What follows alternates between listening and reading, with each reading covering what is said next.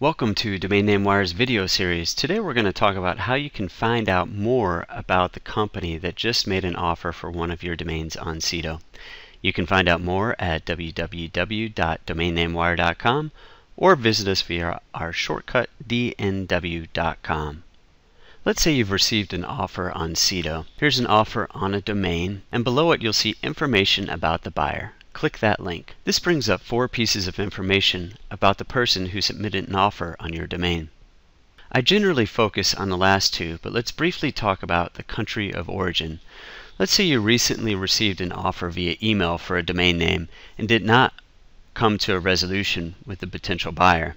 In this case, you can see where the buyer is from, and let's say that the buyer who was communicating with you happened to be from Thailand. You can be pretty sure that that's the same person placing an offer on your domain now. Let's take a look at the Sedo Community Member Sense and Sedo Buyer Activity Index, which are a good indicator as to if the buyer is another domain investor or if they're an end user.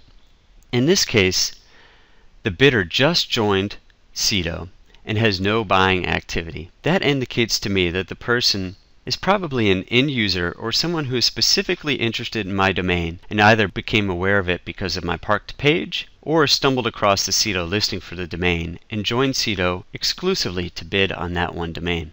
If the community member sense date was long ago or the buyer activity index was high, that's a good indication that the buyer is an actual domain investor. So to recap, the bottom 2 items on the buyer information give you a good idea on if it's an end user or a domain investor that's placed an offer on your domain. The longer ago they joined and the higher buyer activity index they have is an indication that they might be a domain investor instead of an end user.